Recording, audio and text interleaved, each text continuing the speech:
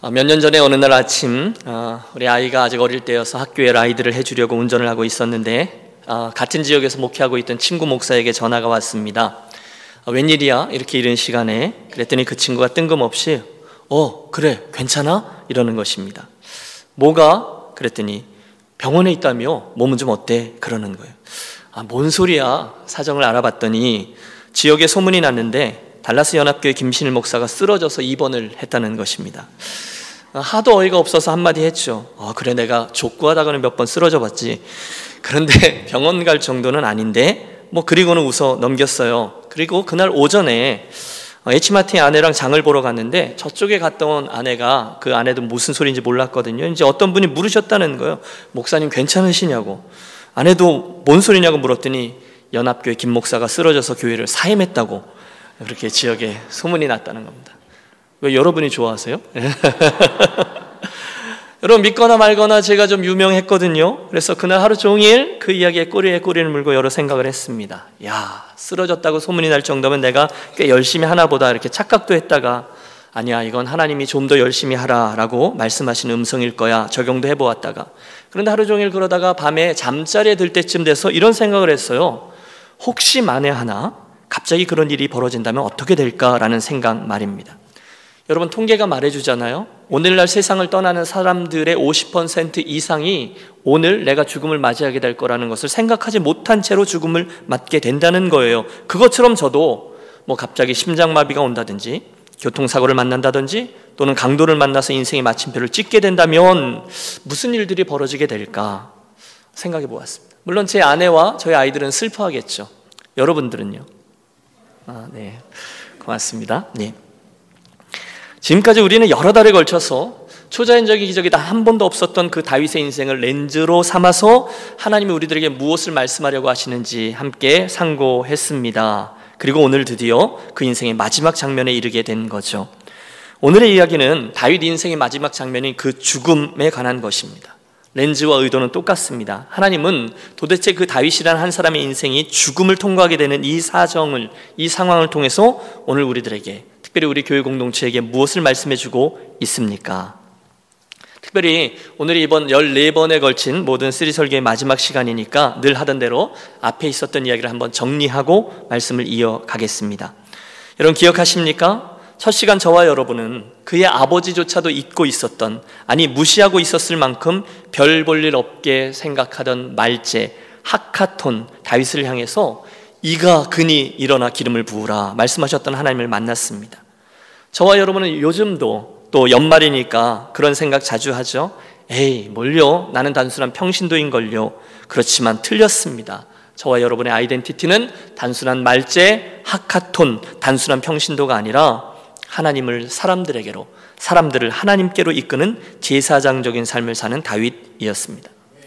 두 번째 시간에는 두 가지 방식의 삶을 살폈어요. 기억하십니까? 하나는 사울이 사는 방식, 또 하나는 다윗이 사는 방식이었습니다.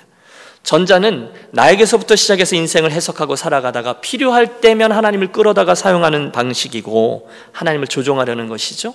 하지만 후자는 반대죠. 하나님에서 시작해서 내 인생을 바라보고 해석하다가 나를 그분에게로 맞추려고 하는 다윗의 방식이었습니다. 우리는 마땅히 두 번째 방식, 하나님을 나에게로 맞추는 게 아니라 나를 하나님께로 맞추는 방식으로 살아가야 한다는 점을 결단했었어요. 세 번째 시간에는 다윗과 골리앗의 싸움 이야기였습니다. 인생의 전쟁터에서 저와 여러분의 싸움은 눈에 보이는 이 상황들, 저 앞에 있는 골리앗 거기에 달려있지 아니하고 사실은 저 밑에 엘라 골짜기 아래에서 조약돌을 주우며 준비하고 있던 다윗의 모습, 특별히 그 적군을 바라보며 전적으로 믿음으로 신뢰하며 달려가는 그 다윗의 태도에 달려있다 말씀드렸습니다. 네 번째는 사랑과 우정에 대한 시간이었습니다. 결국 우리의 사람을 세우는 것은 사랑과 격려와 관심뿐이었다는 거였죠.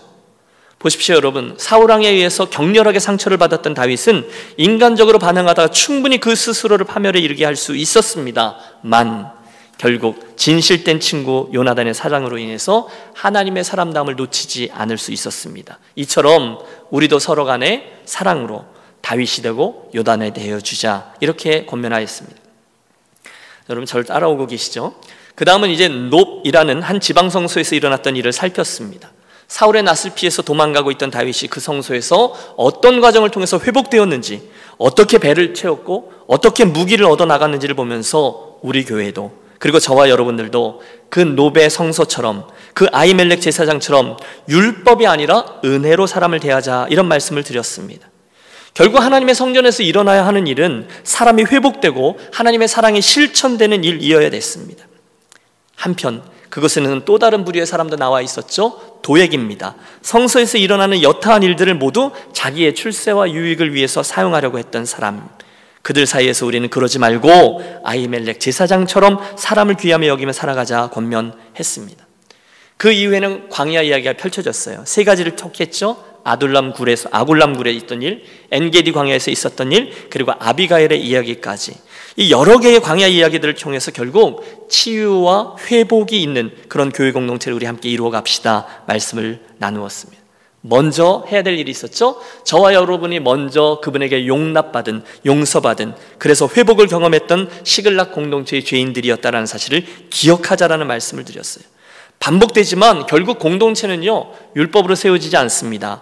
반드시 은혜로만 세워지기 때문입니다. 따라해 주세요. 교회는 율법이 아니라 은혜로만 세워집니다. 여러분, 또 유념하겠습니다. 일이 아니라 사람이 중요하다라는 말씀이 그 얘기죠. 8번째, 우리는 드디어 왕이 된 다윗을 만났습니다. 다윗이요, 수르야의 아들들 때문에 아주 골치를 좀 썩었는데요, 이것처럼 우리들 인생에는 별일들이 계속해서 일어나겠지만 우리들 먼저 그분에게 묻고 또 그분을 앞세운 후에 우리의 길을 걸어가자라는 배움을 얻었습니다. 그 다음은 제가 제일 좋아했던 설교인 것 같아요. 하나님의 교회와 베레스 우사 사건이죠. 결국 우리 하나님을 내 마음대로, 내 고집대로, 내 소유처럼 이렇게 저렇게 다루려고 할 때에 하나님이 그 우사를 치셨던 걸 보았거든요. 우리는 그러지 말고 대신에 내가 먼저 내 욕망을, 내가 먼저 나 자신을, 내가 먼저 베레스 우사 하자고, 내 손으로 나 자신을 먼저 하나님께 복종시키자라고 말씀드렸습니다. 기억하세요? 하나님보다 더 높아지려고 하는 자기를 베레스 우사 하라. 종교개혁 500주년 기념주일에 우리에게 주셨던 말씀입니다. 여러분, 지루하진 않으시죠? 예, 최선을 다해서 저를 따라와 주세요. 9번째 시간이었죠. 다윗이 짓는 집, 하나님의 짓는 집, 이런 설교를 통해서 하나님의 궁극적인 관심은요, 저와 여러분이 팔을 걷어붙이고 내가 하나님 위해서 뭘 해드릴게요가 아니라 하나님께서 지금 내 인생에 하고 계신 일에 더 있다라는 점을 말씀드렸습니다. 그분이 나를 위해서, 그분이 오늘 나에게 무슨 일을 행하고 계신가, 거기에 더 관심을 두자는 것이었죠. 그리고 나서는 네 아버지 요나단으로 말미암아라는 설교였습니다. 요나단의 아들 무비보셋에게 은혜를 베푸는 다윗을 보면서 우리는 똑같은 이야기죠. 십자가의 은혜로 값없이 구원함을 받은 우리들의 이야기를 되돌이켜보며 그 은혜 안에 거하자 결단했습니다. 한편 다윗과 밧세바 이야기는 다윗의 인생에 있어서 가장 큰 의미의 얼룩이라 할 수 있겠죠. 그 스토리를 통해서 그가 어떻게 넘어졌고 그 가운데 하나님의 은혜로 어떻게 회복되었는지를 우리 살피면서 우리 또한 범죄하며 넘어질 수 있지만 그곳에 임한 하나님의 은혜 앞에 어떻게 반응해야 될 것인지 우리 함께 고민했습니다. 그리고 나서 드디어 지난 시간, 압살롬의 반역으로 인해서 도망을 쳤던 다윗의 고난, 하지만 하나님은 결국 그 고난의 과정을 통해서 다윗의 삶에 그 광야의 시간을 통해 겸손과 기도와 사랑을 회복시키셨다라는 말씀을 나누었습니다. 그래서 오늘 혹시 우리들 삶의 광야길을 걷고 계십니까? 하나님의 사람다움을 회복하는 데 관심을 가집시다. 그것이 바로 겸손 그리고 기도 회복이었어요. 그리고 나서 드디어 오늘 우리는 다윗 인생의 마지막 장면, 죽음 앞에 서 있는 다윗의 이야기를 만나게 됩니다. 따라해 주세요.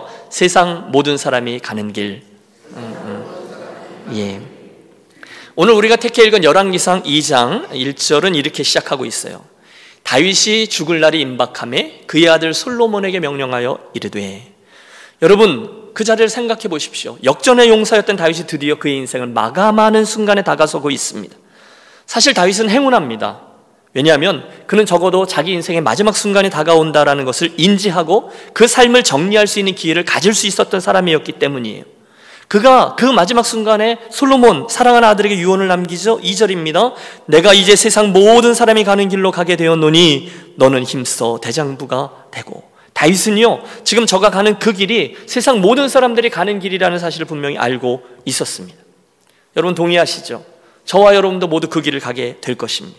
왜? 저와 여러분은 현재 죽음에 이르는 병을 앓고 있기 때문입니다. 예언을 할까요? 틀리지 않아요. 여러분은 언젠가 반드시 죽습니다. 그 병에 감염되었기 때문에 우리가 죽을 확률은 100%입니다. 지금 똑딱 하는 이 매 초마다 3명의 인생들이 이 세상의 마침표를 찍습니다. 매 분마다 180명, 그리고 매 시간마다 11,000명이 이 세상을 떠난다는 것을 의미해요. 날마다 25만 명이나 되는 숫자가 죽음이라는 문을 거쳐서 천국이나 지옥 중에 한 곳을 향하고 있습니다. 예외 없어요. 그게 죽음입니다. 오늘 다윗의 표현대로 그 길은 세상 모든 사람들이 가는 길입니다. 다윗이 말하려고 하는 바는 분명하죠. 그러니 이제 나의 그 죽음을 그러려니 하고 너는 내 인생, 사랑하는 솔로몬, 너는 내 일을 해라 라는 것입니다. 앞서거나 뒤서거나 그 차이는 분명히 있지만 누구나 다 그 길을 가야만 합니다. 그리고 그 이야기를 여러분 다윗의 이야기가 아니라 나의 이야기로 삼을 때 오늘 저와 여러분은 흐트러짐 없이 오늘의 인생길을 걸어갈 수 있습니다. 1992년 1월 3일에 엄청난 추위와 눈보라를 뚫고 생초보 전도사 부부가 인천에서 대관령 횡계로 이사를 했습니다.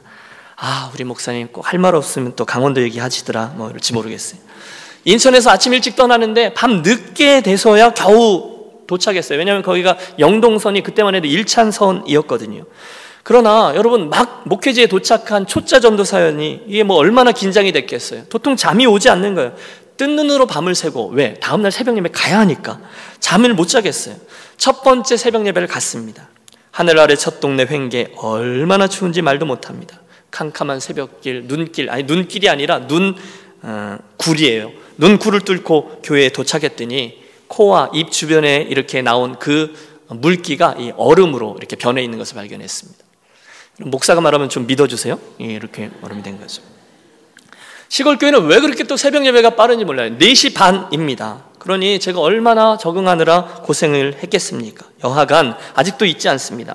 첫 번째 새벽 예배를 마치고 마룻바닥에 엎드려서 이제 불 다 끄고 기도를 시작하는데 저는 아직도 생생히 기억하고 있어요. 거기에 윤무원 장로님이라고 일평생 원로 장로로 평생 그 교회를 섬긴 원로 장로님 한 분 계셨는데 이미 은퇴하셨어요. 그분이 이렇게 기도를 하시는 거예요. 제가 이 사운드가 잘 될지 모르겠는데 아버지 복된 죽음을 맞이하게 하옵소서. 잘 죽게 하옵소서.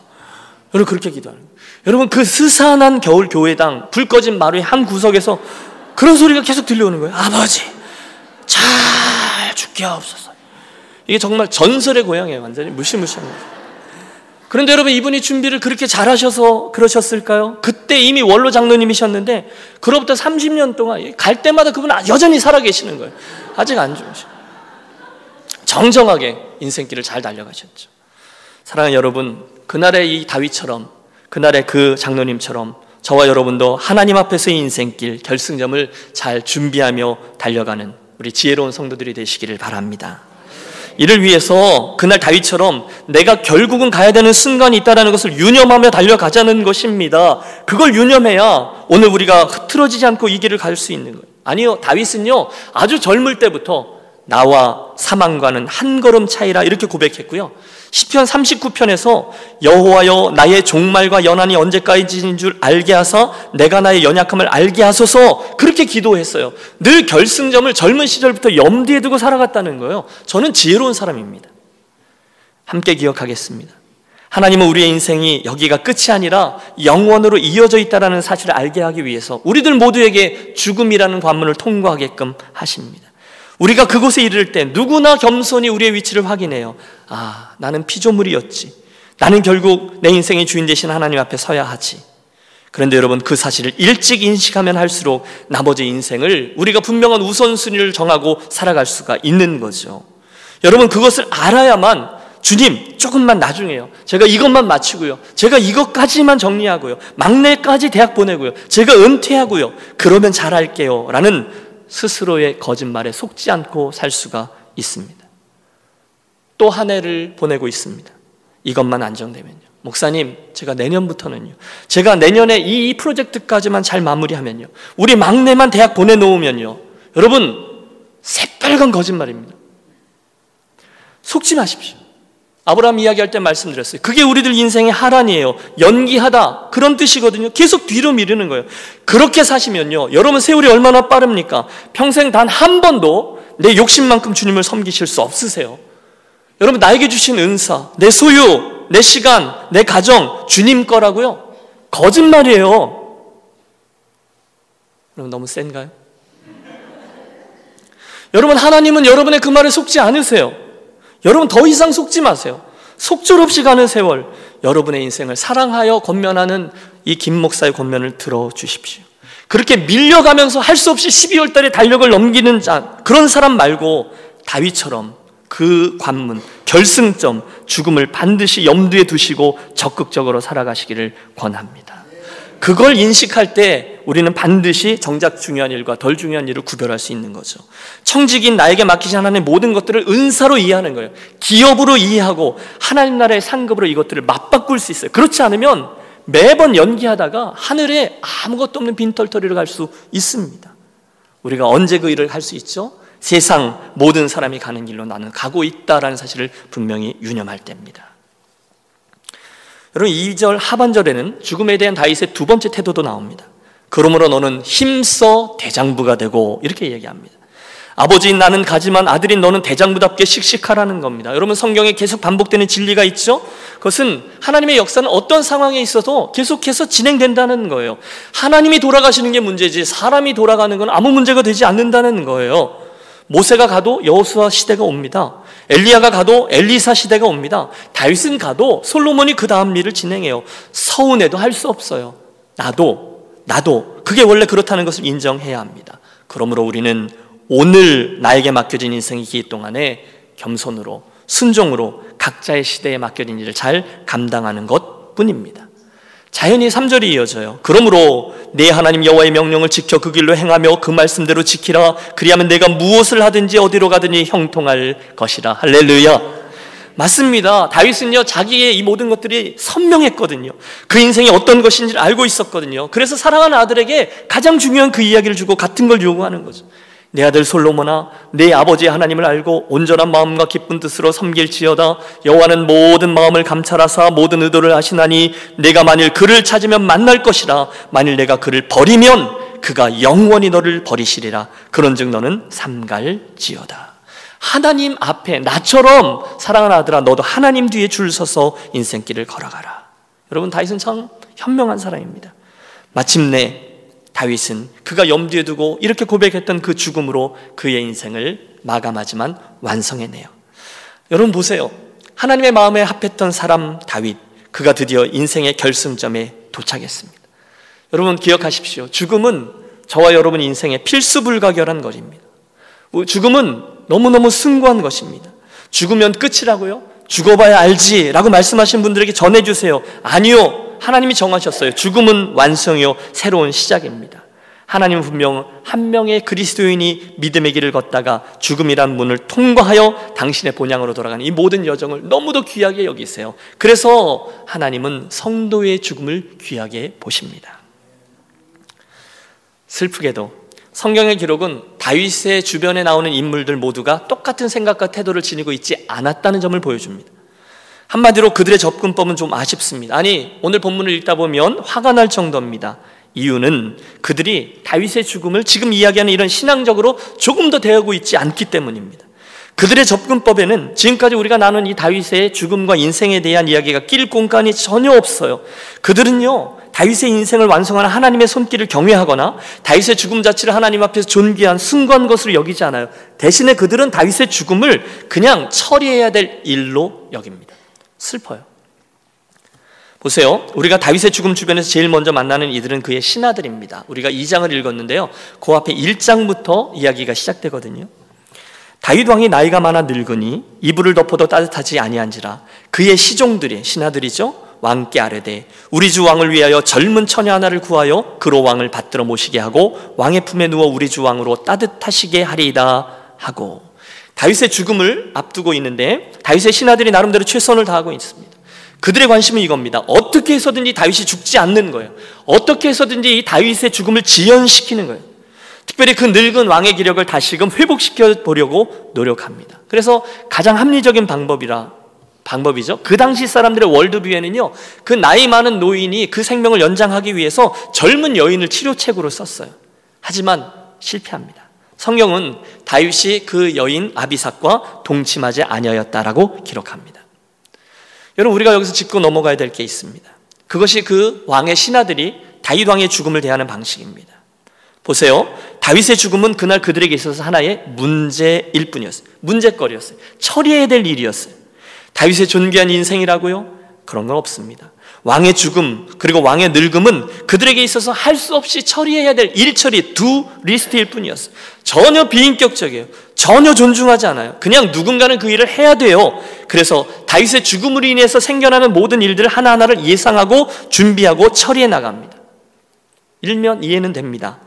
그들은 왕의 죽음을 전후해서 나라를 안정시켜야 됐고요, 자기들의 은퇴도 준비해야 됐어요. 그 전에 최대한 챙길 것들을 챙겨야 되거든요. 그래서 그들은 왕의 죽음을 지연시키면서 그 와중에 늙은 다윗을 하나의 인격체로 대하고 그가 아름답게 죽음을 통과하도록 의미 있는 것으로 자기매김하도록 돕는 노력을 전혀 하지 않아요. 대신에 죽음 이후에 죽음으로 인해서 생겨나는 일들은 신경 쓰고 죽음은 신경 안 써요. 오늘 제가 강원도 이야기를 여러 번 하게 되는데요, 한번 말씀을 드렸던 기억이 있습니다. 그 횡계에서 어느 날 동네에서 그 여장부로 통하시던 분의 장례가 났어요. 근데 이제 저희가 섬기게 됐어요. 어떤 분인가 하면 일평생 젊은 나이에 미망인이 되어서 외동딸 하나를 키우면서 억척스럽게 그 시골의 삶을 일구어온 분이셨어요. 제가 대장부라고 했는데 이유가 뭐냐면 동네 남자들끼리 싸움이 나면 맥주 박스를 딱 사가지고 와서 가운데다 턱 넣고 그 위에 앉아서 남자들이랑 맥주 마시면서 그 문제를 해결하시는 분이셨어요. 그런데 이분이 인생의 말년에 갑자기 발견된 암으로 투병 생활을 짧게 하시고 그 몇 주의 투병 생활 기간 중에 예수를 만나게 되고 갑자기 믿음이 자라나 아름다운 모습으로 하나님께 가신 분이셨어요. 그래서 제가 그 장례가 굉장히 인상적이어서 잊지 않습니다. 문제는 이분이 돌아가신 다음 날입니다. 장례를 준비하는데 가족이 없어서 목회자들이 가서 같이 돕는 거죠. 아직도 기억합니다. 그분의 외동딸과 사위, 그러니까 남편이죠, 그 두 사람과 장의사에서 오신 분, 이 세 분이 어머님의 그 시신을 수습하고 이제 수의를 갈아입히고 있는데 돌연 그 돌아가신 분의 남동생이 나타나신 거예요. 그리고는 갑자기 그분과 조카, 그러니까 따님이죠, 그 사이에 그 팽팽한 신경전이 오가더니 급기야는 이 삼촌하고 조카 사이에 쌍욕이 오가며 뺨을 때리며 손찌검이 오가는 큰 싸움이 벌어진 거예요. 자기 어머니와 자기 누님의 시신 앞에서 말입니다. 삼자인 저는 정말 어쩔 줄을 모르겠더라고요. 사실은 가슴이 막 무너져 내리는 거죠. 아니, 어떻게 한 사람의 죽음 앞에서 이 죽음 자체, 어머님의 인생, 누님의 인생을 생각하면서 슬퍼하며 귀하게 여기며 그분을 추모하고 그분의 인생을 함께 정리하며 그렇게 숙연하게 보내도 모자랄 시간에 그 재산 문제로, 감정 처리로 어머니의 시신 앞에 뺨을 때려가며 그렇게 싸워댈 수가 있냐는 거예요. 그러나 그날 이후 저는 목회 여정에서 알게 됐습니다. 그런 일은 정말 수없이 일어나더군요. 방식은 좀 다를 수 있어요. 그러나 같은 문제예요. 어머님의 죽음, 아버지의 죽음, 그게 뭐가 문제예요? 당장 내 눈앞에. 지금이 그럴 때가 아닌데 말입니다. 오늘 신하들과 똑같습니다. 왕의 죽음이 뭐 대수야, 누구나 죽는데, 그러면서 일들만 처리합니다. 그날 다윗 왕의 죽음을 대하던 첫 번째 부류는 왕 주변의 신하들, 그저 처리해야 될 일로 다윗의 죽음을 대합니다. 또 있습니다. 다윗의 죽음을 대하던 두 번째 등장인물은 그의 아들 아도니아입니다. 그 당시 아도니아는요, 다윗의 남겨진 아들 중에서 가장 연장자였기 때문에 은근히 아버지가 돌아가시면 내가 그 왕위를 잇게 되겠지라고 생각했습니다. 아마 날마다 상상 속에 그 시나리오를 썼을 거예요. 아버지가 돌아가시면 내가 뭐하고 그렇지 않겠어요? 문제는 병석에 누워 계신 아버지 다윗이 빨리 돌아가시지를 않는 거예요. 그러면서 시간이 흐르는데 그만 그의 마음이 조급해졌습니다. 우리 지난주에 압살롬의 반역 이야기를 살폈는데요, 아도니아도 아버지의 그 죽음을 기다리다 못해서 어느 날 스스로 왕위에 올라요. 그래서 스스로를 왕으로 선포하는 행동을 해버립니다. 대세는 이미 다 그렇게 기울었거든요. 여러분, 아버지 다윗과 평생 군대 그 동지로 지냈던 군사령관이 요압 장군이거든요. 요압 장군이 자기 편이 됐어요. 또 아비아달 지사장도 자기 편으로 끌어들이는데 성공했어요. 준비가 다 된 거죠. 그러나 한 가지, 아버지가 아직 눈을 뜨고 계신 거예요. 아니, 아버지는 왜 저렇게 돌아가시질 않는 거야? 참 답답해 죽겠네. 여러분, 상황이 이해가 되시죠? 결국 아도니아에게 있어서 아버지 다윗은 자기 입신양면의 걸림돌이 되는 존재일 뿐이에요. 그래서 일을 저지른 거죠. 그럴싸한 즉위식을 가져요. 하지만 그는 결국 하나님의 제가, 다윗 왕의 제가를 받지 못해 비극의 주인공이 되고 맙니다. 세 번째 인물도 있어요. 늦게 다윗의 아내가 된 밧세바입니다. 그녀도 별반 다르지 않아요. 그녀가 지금 죽어가고 있는 남편에게 다가섭니다. 마음이 조급해져 있어요. 이유가 있죠. 오래전에 다윗 왕의 그 왕위는 자기 몸에서 태어난 솔로몬 왕제에게 물려질 것이다. 다윗에게 이렇게 구두 약속은 받아놨거든요. 하지만 아직 공식화된 것이 아니었어요. 그런데 설상가상으로는 저쪽에 아도니아가 왕위 즉위식을 시행한 겁니다. 마지막 기회예요. 그 다윗이 살아있을 때 지금 뭔가를 해결해야만 합니다. 그래서 늙은 남편이 죽기 전에 어떻게 해서든지 확실한 보증을 받아내기 위해 접근합니다. 밧세바가 구하는 거예요. 내 주여, 왕이 전에 왕의 하나님 여호와를 가리켜 계집종에게 맹세하시기를 내 아들 솔로몬이 정녕 나를 이어 왕이 되어 내 위 앉으리라 하셨거늘 이제 아도니아가 왕이 되었어도 내 주 왕은 알지 못하시나이다. 무슨 소리입니까? 왕이요, 지금 그렇게 누워있을 때가 아닙니다. 나에게 분명히 솔로몬에게 왕위를 주겠다고 하지 않았습니까? 그런데 저기 아도니아가 저렇게 못된 짓을 저지르고 있는데 누워만 계시지 말고 뭘 좀 어떻게 해주십시오. 그러면서 보채요. 성공했습니다. 결국 밧세바는 다윗의 제가를 받아냅니다. 내가 이전에 이스라엘 하나님 여호와를 가리켜 내게 맹세해 이르기를 내 아들 솔로몬이 정녕 나를 이어 왕이 되고 나를 대신하여 내 위에 앉으리라 하였으니 내가 오늘날 그대로 행하리라. 짜잔! 결국 그 제가를 받고 솔로몬을 이쪽에서 왕위에 옹립합니다. 그리고 이제 왕위 다툼이 있는 거죠. 정리해 보시죠. 여러분, 여기에 그 귀한 하나님의 사람 다윗이 죽어가고 있습니다. 그런데 이를 대하는 사람들의 태도는 아내였던 밧세바도 그의 앞에 나왔던 왕자 아도니아도 일평생 그를 보좌했던 신하들도 똑같습니다. 왕의 죽음은요, 해결해버려야 될, 처리해야 될 문제거리요, 잡아야 될 기회요, 이용해야만 한 특권일 뿐이었어요. 그게 다윗 주변에 있던 이들이 그의 인생과 죽음을 다루던 방식이었습니다. 참 슬픕니다. 하지만 오늘 저와 여러분들의 시선은 여기에 머물려고 하는 거예요. 한 발자국 더 나아가서 이번에는 그의 인생의 주인이신 하나님께서 그의 인생과 죽음을 어떻게 보고 계신지를 살피려고 합니다. 그 주변에 있던 사람들이 어떻게 대하든, 그들이 뭐라 하든 그의 인생의 주인 되신 하나님이 뭐라고 하시는지, 이게 중요하잖아요. 하나님이 그의 죽음을 어떻게 대하는지 그걸 보자는 거예요. 그 순간 하나님께서 당신의 사람 다윗의 인생에 대해서 무엇을 말씀하고 있습니까? 무엇보다도 여러분, 하나님은 그 사랑하는 다윗의 인생을 하나님의 마음에 합한 사람이라 이렇게 표현하셨습니다. 따라해 주세요. 하나님의 마음에 합한 사람. 하나님의 마음에. 그럴 수 있었던 이유가 있습니다. 그는 일평생 하나님의 특별한 은혜와 함께 걸어갔던 사람이에요. 그는 하나님께 가장 큰 은혜를 입은 사람이라고 평할 수 있어요. 여러분, 그 이야기의 출발점에 가보십시오. 분명히 다윗은 말제, 하카톤의 자리에 있었습니다. 흙수저예요. 거기가 그의 출발점이었어요. 중간중간에 구박도 받고요, 위기도 있었고요, 또 생명의 위협도 있었고요, 실패도 있었고요, 많은 우여곡절들을 겪었어요. 그러나 결국 한두 개의 사건들 외에는 저는 늘 하나님의 은혜를 입었고 하나님의 인정을 받는 인생길을 살아갔어요. 훗날 사도행전 13장 22절의 말씀은 하나님 앞에서 저의 인생을 이렇게 정리해 주죠.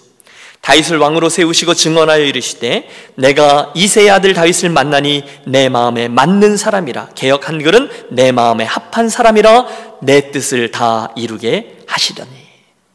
여러분, 하나님의 이 표현은 언제나 우리 마음을 뛰게 하죠. 그는 하나님의 마음에 합한 사람이었어요. 그는 하나님의 마음에 드는 사람이었어요. 아무리 우리가 이렇다 저렇다 해도 여러분 동의하세요? 하나님이 그렇게 말씀하신 거예요. 다윗은 나의 사람이야. 이 친구는 내 마음에 꼭 드는 사람이야. 은혜입니다. 여러분, 아무리 우리가 이렇다 저렇다 해도 하나님의 은혜를 입고 그분으로부터 내가 김신일, 너는 내 마음에 합한 사람이야, 이런 평가를 받을 수만 있다면 여러분, 우리 생에 또 다른 무엇이 필요하겠습니까? 별일 많습니다. 여러분, 우리들의 인생은 오늘도 별일 많고요, 앞으로도 별일 많을 겁니다. 우리 가정에도요, 우리 교회에도요, 우리가 사는 세상에도요. 그러나 일단 그것에 하나님의 은혜가 임하고, 그래서 하나님의 그 평가가 저와 여러분의 것이 될 수만 있다면 더 이상 그 어떤 것도 우리에게 더 이상 필요하지 않게 될 줄로 믿습니다. 다윗을 보세요. 그의 삶에는 실수도 있었어요. 우리처럼요. 실패도 있었어요. 우리처럼요. 심지어 끔찍한 죄악도 자리했어요. 우리처럼요. 하지만 일단 그것에 하나님의 은혜가 임했을 때 그의 인생은 하나님의 마음에 합한 사람의 인생이 되고 말았습니다. 이번 다윗 시리즈 설교를 마무리하면서 우리가 결론적으로 바라보고 소원하게 되는 것은 그러므로 하나님의 은혜, 바로 그것입니다. 여러분, 솔직히 다윗의 인생이 아무리 화려해 보이고 그럴싸해 보이지만 그의 인생 전체에 하나님의 은혜를 빼버리면 무엇이 남습니까? 아무도 남지 않아요. 아무것도 남지 않아요. 치열한 사람, 생존 경쟁에 찌든 사람. 여러분, 제 인생에 하나님의 은혜를 빼면요, 아니, 여러분도 초대합니다. 여러분의 인생에서 하나님의 은혜를 빼면, 우리 교회 오늘 사무총회 하는데 우리 교회 지난 1년에서 하나님의 은혜를 빼면 남는 것이 무엇입니까?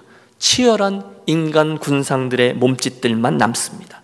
그러므로 여러분, 우리 반드시 하나님의 은혜를 사모하고 목말라 하고 주려하고 그것을 간구해야만 할 줄로 믿습니다. 제 삶에 임하는 하나님의 은혜, 여러분의 삶에 임하는 하나님의 은혜, 하나님이 나를 귀하게 여겨주시는 은총, 이민자의 인생길을 하루하루 같이 동행해 주시는 은혜, 그래서 나를 만져주시는 은혜, 예배 때 내 마음에 감격을 주시는 은혜, 기도하면 하나님께서 눈을 마주쳐 주시는 은혜, 내 마음속에 헌신 때문에 막 부릴 듯 일어나는 선한 열정의 은혜. 여러분, 아멘 할 때까지 계속하는 건, 다 까먹어서 다시 못하겠네. 여러분, 우리들의 인생에 임한 하나님의 은혜, 그것이 다윗의 인생을 마무리하며 우리가 마지막으로 붙드는 기도 제목입니다. 주여, 나에게 그 은혜를 주옵소서. 주여, 은혜로 함께 가 주옵소서.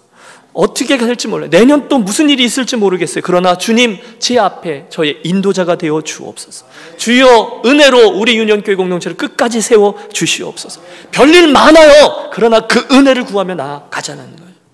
여러분, 이게 왜 중요한가 하면요, 이게 왜 중요한가 하면 그 하나님의 은혜가 제 삶에 임할 때, 우리가 다윗 이야기를 처음부터 끝까지 나누던 렌즈죠. 그때 우리 삶이 제사장적인 삶이 될 수 있기 때문에 그래요.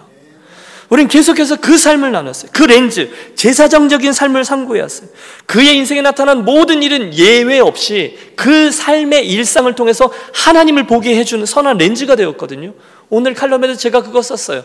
다윗의 일생에서 계속되었던 양들을 풀들이 많은 곳으로 이끌어가는 일이든지, 양들을 풀밭으로 이끌든지, 내가 그곳에 누워서 하나님을 찬양하든지, 그가 골리앗을 만나든지, 그의 일상에 일어나는 어떤 일들도 오늘 우리들로 이야기하면 우리가 그 디시전 메이킹을 하는 일이든지, 우리가 그달 몰게이지를 페이먼트하는 그 일이든지, 그 계약을 하든지, 그 사람을 만난 이런 일상적인 일들 모두가 하나님을 사람들에게 보여주는 선한 축복의 통로가 되었다는 거예요. 이게 제사장적인 삶이라는 거죠. 여러분, 그의 삶을 보세요. 하카톤 이야기, 골리앗 이야기, 노베에 있었던 성소 이야기, 광야 이야기, 시글락 이야기, 지난 시간의 실패, 밧세바 이야기까지 모두 다 그를 통해서 하나님의 살아계심과 그분의 아름다운 성품을 보도록 해준 렌즈가 되었어요. 와, 다윗 저를 보니 저런 분이 하나님이구나, 하나님이 살아계시는구나, 하나님의 성품은 저런 것이구나. 그게 제사장적인 삶이라는 거예요. 무엇이 있을 때? 은혜가 있을 때예요. 저는 새벽 시간이 되면, 새벽 기도 시간에 늘 습관처럼 저희 지나간 목회의 여정을 돌이켜보며 기도를 시작합니다. 옛날에 그때부터. 그러면 중요한 일들이 제 안에 이렇게 주마등처럼 스쳐 지나가며 그때 배운 하나님의 원리, 그때 배운 삶의 원리, 또 하나님께서 기뻐하시는 하나님 나라의 가치, 이런 것들이 제 생의 원리로 제 안에 되뇌어지거든요. 그렇다면 오늘 내 삶에 펼쳐진 이 일들을 결정하는 게 별로 어렵지 않아요. 그 원리대로 순종하면서 나아가면 되거든요. 제가 하카톤이었어요. 그게 다 하나님 은혜로 채워졌어요. 여러분, 저야말로 흙수저예요. 강원도 산골 마을에서 시작된 목회의 여정, 제가 말지였어요. 여러분도 마찬가지입니다. 여러분 지금 이렇게 깨끗하게 옷 입고 나와서 앉아 계시지만, 여러분 이민 처음 올 때 여러분 모습을 돌이켜 보십시오. 기가 막히시지 않으세요? 여러분, 이곳에서의 삶을 어떻게 살려고 하셨어요? 얼마나 힘든 일들이 많이 있으셨어요. 그런데 그날 이후 지금까지 얼마나 많은 산과 골짜기를 걸어올 때 하나님의 은혜가 여러분을 붙들어 주셨으며, 할렐루야, 그 고난의 시간을 하나님께서 어떻게 기적과 같이 그것을 피하게 해주셨으며, 하나님께서 여러분의 그 어려워진 건강을 어떻게 회복시켜 주셨으며, 어떻게 우리 가정과 동행해 주셨는지 여러분 우리가 볼 수 있어요. 다윗에게 있었던 그 이야기는 다윗 이야기가 아니에요. 여러분 이야기요, 저의 이야기입니다. 여러분, 다윗의 죽음 이야기예요. 우리들의 인생의 결승점이 저기 있습니다. 저와 여러분이 거기 다다랐어요. 그때 여러분, 저와 여러분의 인생에는 어떤 평가가 내려지겠습니까? 하나님의 은혜가 머문 사람, 하나님의 은혜가 아니고는 설명이 되지 않는 사람, 그래서 결국 하나님의 마음에 합한 사람, 그 다윗과도 같은 평가를 저와 여러분이 들어야 되지 않겠습니까? 그럼 반드시 그런 평을 듣게 되시기를 축복합니다. 그렇다면 자연히 오늘 우리들의 설교, 아니 이번 다윗 시리즈 설교들의 결론은 이렇게 맞춰집니다. 주여, 결국 제 인생의 마지막은 하나님의 은혜로 맞춰지게 해 주시옵소서. 기승전 하나님의 은혜인 거죠. 제가 그거 소원합니다. 꼭 들어주세요. 여러분, 그 하나님의 은혜가 다윗의 인생을 제사장적인 삶으로 이끈 가장 중요한 이유가 되었습니다. 오늘 저와 여러분은 바로 그 하나님의 은혜, 나에게 꼭 있어야 할, 반드시 있어야 할 하나님의 은혜를 간절히 사모하고 살아가고 있으십니까? 여러분, 그분의 은혜를 어떻게 구하며 살고 계십니까? 여러분, 얼마나 매달리며 살고 계십니까? 대충 매달리며 살고 계시지는 않으세요? 어떻게 되겠지 그러면서 달력을 넘기고 계시지는 않으세요? 우리가 금요일마다 룻기를 살피기 시작했거든요. 두 번째 시간이 지난 금요일이었어요. 모압 땅의 비극을 맛본 나오미가 왜, 어째서 창피와 슬픔밖에 남지 아니한 그 베들레헴 땅을 왜 다시금 돌아갈 수 있었을까요? 하나님께서 그 베들레헴 땅을 유념하셔서 거기에 은혜를 베풀으셨다는 사실을 보았기 때문이에요. 그게 유일한 이유였어요. 그래서 그 은혜를 향해 나아가는 거예요. 롯도 중간에 갈림길에서 왜, 어떻게, 친정이 아니라 상황과 가능성이 아니라 확률이 아니라 그 베들레헴을 땅에 나갈 수 있었을까요? 이유는 하나입니다. 그곳에 계신 여호와 하나님, 그분을 향한 갈망 때문이었다고 말씀드렸어요. 똑같습니다. 사랑하는 여러분, 오늘 우리가 구할 것은, 오늘 우리가 목말라 할 것은, 여러분의 인생에 갈망하고 주려할 것은 오직 나에게 주신 하나님의 은혜뿐인 줄로 믿습니다. 그 은혜가 있어야 거기가 베들레헴 진정한 떡집이 된다고 말씀드렸어요. 유니온 교회에 살아계신 하나님의 말씀이 있어야 저와 여러분의 인생이 하나님의 마음에 합한 사람이 될 수 있습니다. 결론, 내가 이새의 아들 다윗을 보니 내 마음에 합한 자라. 내가 저로 나의 뜻을 다 이루게 하리라. 다윗의 이야기를 마무리하면서 사랑하는 여러분, 이 결론을 붙잡고 그 은혜를 구하는 저와 여러분이 되시기를 부탁합니다. 그런 인생 살기를 소원하십시오. 간절히 바라십시오. 주여, 내게 은혜를 주옵소서. 주여, 내게 풍성한 은혜가 임하게 하여 주옵소서. 내 삶에 임한 하나님의 은혜 때문에, 내 삶을 관통하고 있는 하나님의 그 은혜의 손길 때문에, 우리 교회를 관통하며 함께 가고 계신 하나님의 은혜 때문에 우리 주변에 있는 수많은 이들이 나도 모르게 하나님이구나, 우리를 통해서 그분을 보게 되고 발견케 되고 만나게 되는 그런 복된 제사장적인 인생과 교회 공동체로 세워지시기를 주의 이름으로 축원합니다.